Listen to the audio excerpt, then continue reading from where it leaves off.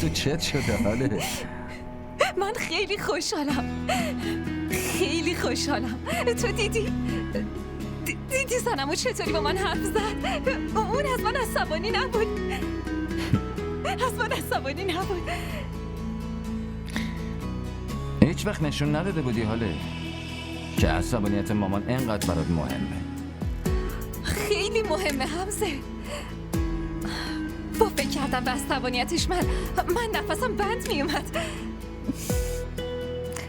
خب من نمیتونم قهر کسی رو تحمل کنم، حس خوبی ندارم. اگه من عصبانی بشم چطور؟ ها؟ من نمیذارم عصبانی بشی.